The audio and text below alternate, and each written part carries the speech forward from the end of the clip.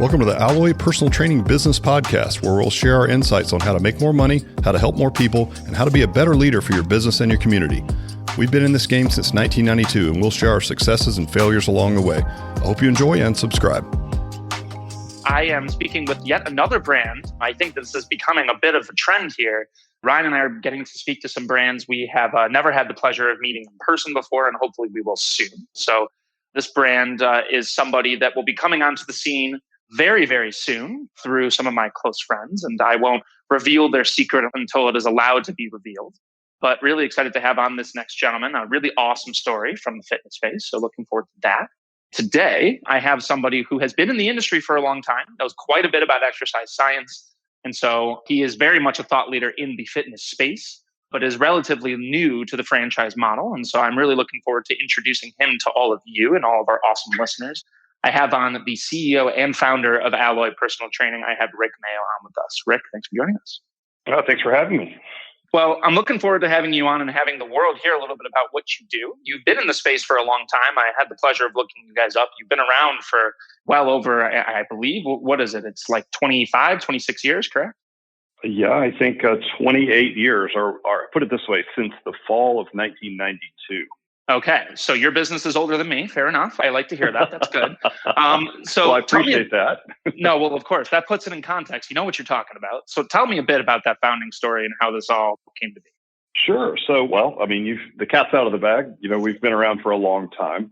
We opened in 92 when I was a junior in college, and it was sort of a side hustle business to pay my way through school. As a matter of fact, in 92, personal training wasn't even really a legitimate industry. I mean, there wasn't really a certification body to speak of. You know, if you told someone you were a personal trainer, you sort of got the blank stare. Or maybe you got the question like, oh, great, you know, how's your mom's basement? Or, you know, what do you really do? You know, that type of thing. So it wasn't really seen as a real career. But, you know, we were first to market, and that was great. And then, you know, it's sort of the industry evolved, if you will. So it became a thing, right? At first, it started with the cool kids. You know, like I was Madonna's trainer for a minute, and we had, you know, we were in Atlanta, which is the R&B capital of the world. So it was like you have Usher and all these sort of like R&B artists that were coming into the gym, and it was like what the cool kids were doing. And then as the industry evolved over time, it became more about helping people get healthy, right? It wasn't so much just the vanity play. It was like, well, you know, I need to lose some weight, or I have high cholesterol, or my blood pressure's crazy, or I'm developing diabetes. It's like, okay, great. So what we ended up doing then was saying, okay, instead of having fewer clients paying so much, let's figure out a way to actually scale personal training, make it more affordable.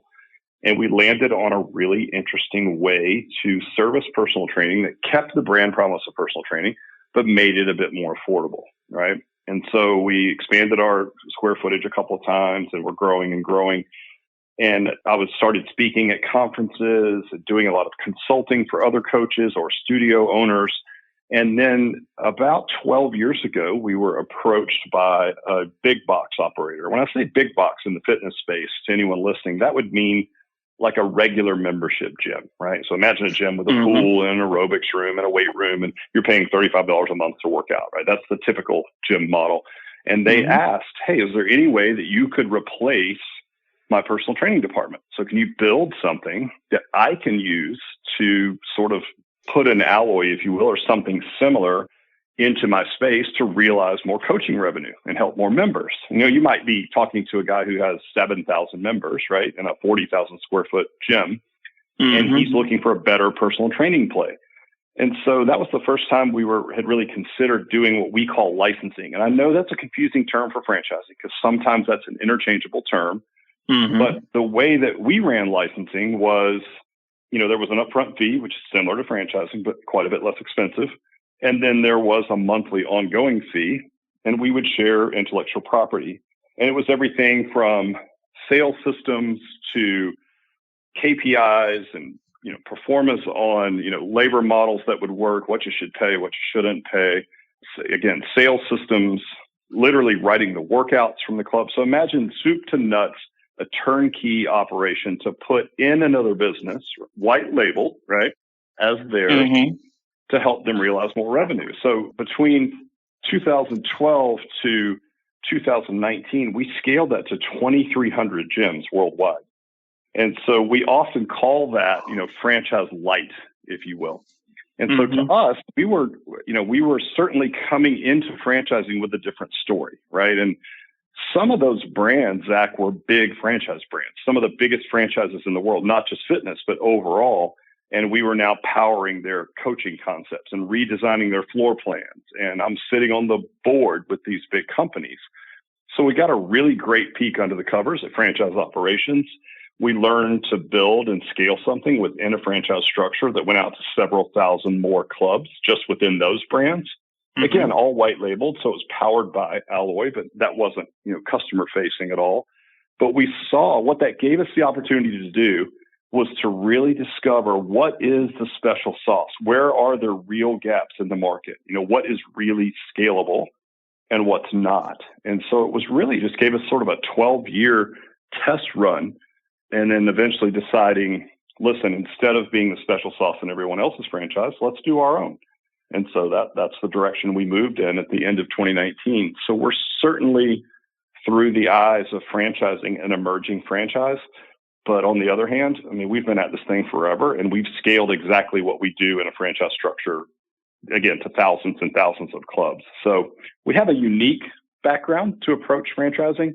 But yeah, that's kind of, that's the long version. That's where we come from. And we're happy to be now, putting our own brand on the front door and help. I think it's the best vehicle for success for our franchisees as well. Yeah. I think it's very interesting to hear that you have had that type of experience with the location within a location, so to speak. And I think that that's a trend that we're starting to see in the franchise space a little bit. But I think it was kind of your accidental way of finding a business model that you really love, that you may not have really known too much about. And now look at you. Now you're going to be able to scale that business in the way that you want with all this experience and having a lot of different types of brands that you really got to peek under the hood, so to speak. And I think that that's just a very unique perspective. And so I think in saying that, I kind of want to transition over into your differentiation points. There have been some that have tried to do the personal training thing in franchising before, and to varying levels of success. And so I'm just curious, as you're kind of getting into the space and you have this very interesting view on where you guys fit, how do you fit into the greater fitness landscape and even specifically into the personal training landscape? Yeah. So typically, and this is what we saw when we were, again, we've been working in the industry en masse, for a while now, and you've got really two sides or two ends of boutique fitness. So first of all, we're in boutique fitness, and boutique fitness is hot, as you know, and that just means small, personalized, again, higher price, typically fitness offerings. Now, most of those, as you know, are what we would call class-based, and class-based would mean, there's 20, 30 people, you're actually using the word class, right? And they might be based on a single modality like a bicycle or a rower or, what have you. So there's 1,000,001 there. And there's a lot, it's like food. There's a lot of franchises in fitness. We get it. On the other end of the spectrum, there's personal training. But most of the personal training franchises are based on either in-home training, which again, it's okay, but it's expensive, and or one-on-one training. And while we don't dislike one-on-one training, whether it's in home or in a brick and mortar, it's not very scalable. It's very expensive, right? And for every customer that comes in, you have to have a coach there to work with them. And we ran that model for 10 years, so I can speak to that very relevantly, but it's not very scalable. So what we do, Zach, is we approach the same market as a personal training brand, meaning people with money, right? And that typically then, as you know, it pushes you older in the age bracket. So we're targeting 45 to 65. Which is quite honestly underserved in the fitness space. Most of the class-based concepts are chasing, 30-year-old female-leaning, relatively fit customer avatar. And when you put a lot of those in market and they're chasing the same customer avatar, you get things like, maybe not an ideal retention rate, right? Because there's a lot of things in market that, whether it's a rower, bike, whatever those things are, it's pretty easy from one to the other, right? And so the customer doesn't stay quite as long. And then the price threshold for those, even though it's more expensive than a basic gym membership, it's relatively low for like a high-end service, right? I think the national average right now is around $129 a month for a class-based concept. So what we do is we target this certain clientele that comes from, the personal training space, but we scale it. And what I mean by that is we've got the technology and the systems in place, and we've been doing it for 1 million years, to train 6 people with 1 coach and to keep the brand promise of personal training, which really speaks to accountability and specificity to that person. So imagine a 1-6 coach to client ratio, still keeping the brand promise of personal training, but bringing the price for the customer down, to 30% of what it would normally cost to buy a personal training session. So that's where we're different. We're in the boutique space. So if you just carve that out, say, great, that's where we are. Now, we're not in the class-based concepts. That makes us different already. And we're not in a one-on-one concept because that's not as scalable. We kind of sit right in between. So we attack the customer base of the one-on-one training concept. We just do it a little bit less expensive and a little bit more scalable as a business model.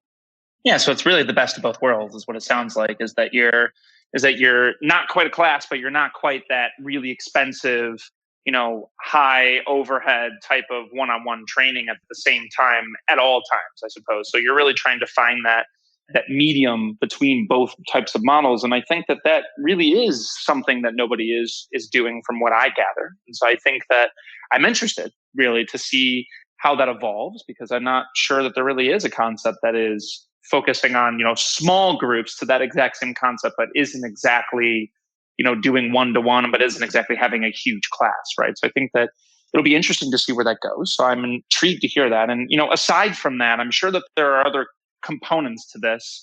And I think that one that I often find that really does help for a lot of concepts, especially in fitness, is really the technology side. So any types of technology that you kind of want to call to order or bring up here that really help you guys to gain an edge over others in your market?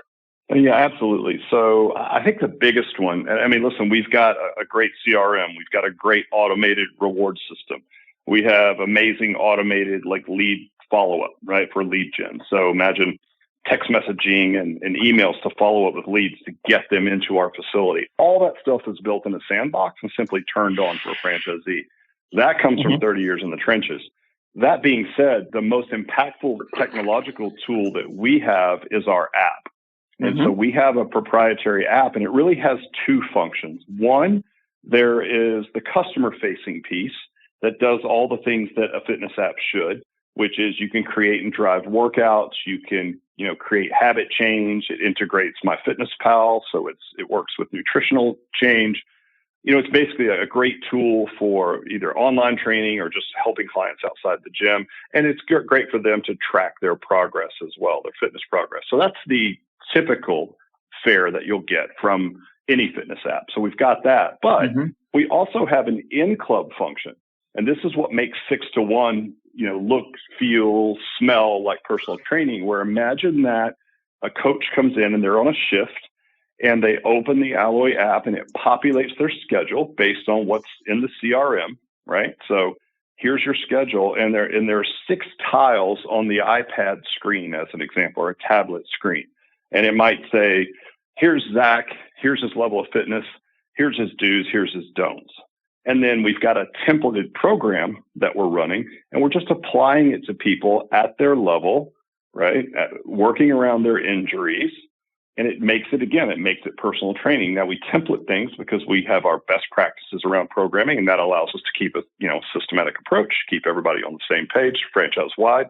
But then we have this great communication tool that says, here's Susie Q. She's had a hip replacement. Here's her do's and her don'ts, and these are her goals, right?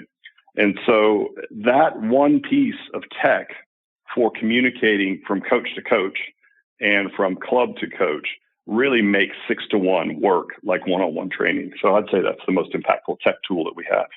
Awesome. Yeah, I love to hear that, because I think that that's really a major way that brands are able to set themselves apart. And I find that, as the space begins to evolve and it begins to become a lot more specialized, I think it's just important to be able to stand out. And that's one of the easiest ways to do that. So transitioning into something from an operational standpoint, and, I know you've been in this space for a long time. And so you certainly have been in the trenches and have seen many different brands. And so I'm sure that based off of that knowledge, you must know it's pretty much impossible to be in multiple places all at once. And so as you're kind of scaling your operational model, I'm curious to hear, is there any types of tools that you're providing for people on the front lines when, you guys are going to be expanding pretty soon, through our mutual friends? I know that they will be doing quite a good job of being able to expand you guys into many different markets you may not have been into before. any types of tools that you guys have to help keep, your frontline managers as you begin to scale, able to keep them accountable for ensuring that model is being run efficiently? Maybe there's some type of tool that you have or something of that nature. Sure. Yeah. I mean, multiples, right? So I think there's a couple of ways to look at that. So on one end, there is our CRM, and we've spent some development costs to have a dashboard built that has the key performance indicators or KPIs for this particular business. And again, one of the advantages, Zach, of being in the space for 30 years is I can tell you first of all, what are the key performance indicators? Like, what are the 5 or 6 things? Because as you know, to scale something, it needs to be simple, and simple is not easy. But if you can get there, you can move mountains, right? So what are these key performance indicators? What are the, the leading behaviors in this club? What are they going to lead to? So what are the lagging things that we're going to measure? And if we measure the right things, we can then coach the clubs on where they need to improve. And then that also, we're coaching to the same scoreboard as the franchisee. So we're looking at the same, again, scoreboard that they are. So again, it makes them understand, like, what are we really measuring? So that's just from how do we keep score of this thing? How do we know if we're doing well or not? Besides like a basic P&L, right? So how are we doing? And we can coach them to that easily. And so there's that, and that's all custom built just based on, our knowledge of the space.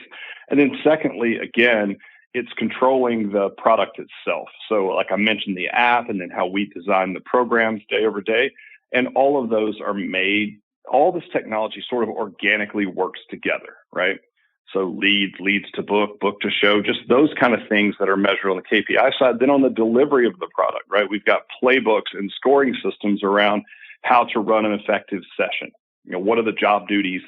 You clock in 30 minutes before, and what are those job duties? And how do we keep track of those and make sure that people are adhering to those and sticking to the program? So I know it's a really lofty answer, but essentially at the end of the day, we have technology pieces in place and systems to make it about as bomb-proof as possible. That being said, you can never underestimate someone's ability to do something crazy, but I think we mitigate that about as best we can as a franchise, just based on our industry experience.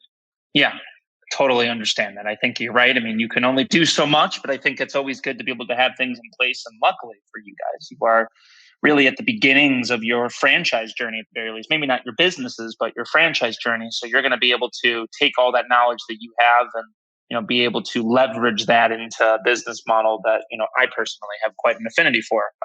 Otherwise, I'm not sure I'd be podcasting this often, but I digress. So getting into the marketing aspects of this, I want to dig into this for a little while here.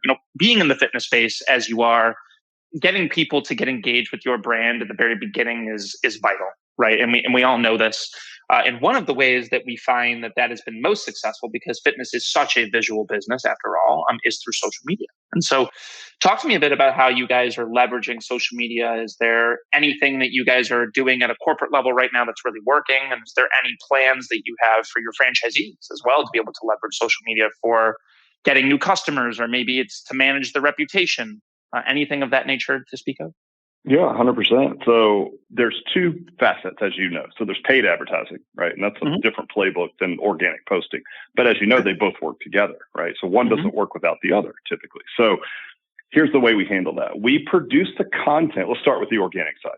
So we produce the content and create a schedule for our franchisees to post organically. And what I mean by that is, we're going to produce things like recipes and workouts that can be done at home, and all of these like assets, if you will, to give to franchisees so that they can align themselves as the fitness experts in their area. I mean, when you look at what does a personal trainer do, your goal is to become the hub of someone's health and fitness. So not surprisingly, a lot of our members, are members of other things as well, but they come to us and ask questions like, should I buy a Peloton bike based on my goals and my back injury or whatever that is? So that's the seat that we want to be in. So we provide organic content and a posting schedule for our franchisees to align themselves as that person, right? The experts, if you will, in their community, which is what a personal trainer or coach should be. So that's one side of it. And we provide a schedule. And obviously, listen, folks have to still go and post. They're entrepreneurs and people want to see the local faces in their club. And we coach them on how to do that. what type of software they should use. I mean, we give them all the tools that they need. They just have to do it, right? So that's the organic side. Now, on the paid ad side, we work with some really great vendors that we are already working with in the brick and mortar space. And so the great thing is, again, having all this experience and having worked in the industry forever, we can tell you what works and what doesn't work through our corporate clubs and through the licensed clubs that we've worked with. And so again, we create all the collateral. So imagine we're creating the videos, the verbiage, the pictures, and all of those things for the ads. And when we have a vendor simply split test and run the admin for the franchisees. And we have a playbook for a pre-sale. So we have a very robust pre-sale playbook, both digitally and grassroots, but then also ongoing, right? So what is the ongoing campaign? Like, what are the hooks that we're going to put into market that are most effective for our type of clientele? And, what type of images and videos and things are getting the best engagement? And so, yeah, I mean, that's about as much bandwidth as we can give folks for Google ads and Facebook ads. And then obviously we've got a recommended spend, as does every franchise. And typically if they can spend that or stay in that area, they're going to do really well with what we provide. Yeah. And well, as you'll find out if you go to enough conferences, you may think that it's a gimme that franchises are trying to ensure that you should be spending a certain amount, but you'd be surprised. I know that sounds surprising to you, but it's not always the case. I encourage you to continue thinking that it should be a given, but it is not, unfortunately. But that's rather here nor there.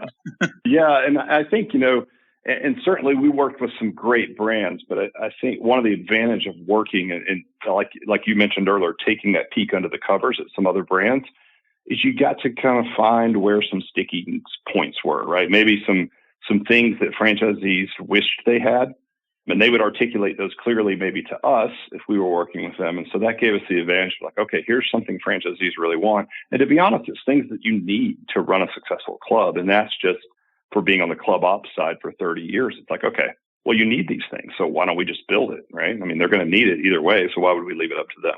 And so again, we can't run their business and we don't pretend to try, but at the same time, if we can give you as many shortcuts and assets as possible, we're going to do that. And you just have to run the play. Yeah, absolutely. Couldn't agree more. So something getting a little bit deeper into the marketing side of things, obviously, as we know within the fitness space as well, one of the things that people also use is there's a lure of some sort, right? In pre-sales especially. And so talk to me a bit about some of the methodology you're using to get new members or new customers at the very beginning. Sometimes there's a buy one, get one free. Sometimes it's a methodology you use, like maybe you're utilizing texting or maybe you're doing door hangers or something like that. Give us a peek into what that might look like and, things that you've seen succeed and things that you plan to do as you evolve into the franchise model. Yeah, 100%. So, we've sold 24. We've got a couple of successful pre-sales so far under our belt, just based on our experience. And again, while we can't divulge this technically, we have helped many clubs in a licensing format pre-sale, open, and get running, right? It's just different. So again, it's something that we can't, it's not in the item 19, put it that way. But, but yeah, I mean, listen, the pre-sale playbook is an all-out assault. So imagine about 50% of it's going to be digital, and it's going to be, when you look at our clientele, the age bracket of 45 to 65, Facebook is still relevant. And I know with the new Apple change and the default being don't track me, it makes it a bit more difficult. But it still works. I mean, the fact is you can still get in a lot of markets relatively low cost per lead and get folks into the gym. And then once we produce the lead, again, we talked about before, we've got the automation on the back end that's going to text message and email in the right interval, right? And all the automation around getting them booked to come to the tent, get on a phone call, whatever that mechanism is based on what the franchisee has access to during their pre-sale. So, okay, check. So about half of it's digital and all the assets are built out for that. Now, the other half is a 4-letter word. And as you know, that's work, right? You're going to have to get out into your community. And we have playbooks for cross promotions with like businesses. Yes, there's mailers. Yes, there's flyers. Yes, there's events, right? I mean, there's 1,000,001 things that go into a good pre-sale. And about half of it is just hard work. We do have KPIs just around our pre-sale as well. So examples of that would be, okay, we're going to expect everyone involved in pre-sale to produce 10 leads a day organically. And that means just getting out into the community and slapping backs and kissing babies and having conversations. So I think this is a good for anyone to hear, and I think you'll understand this, Zach, but you really just can't open a business, sit in your office and work some kind of ninja, you know what I mean, Wizard of Oz metrics and go all digital and just blow up your business. I mean, certainly during a pre-sale, you'll never have more bandwidth than you do then. You need to get out in the community.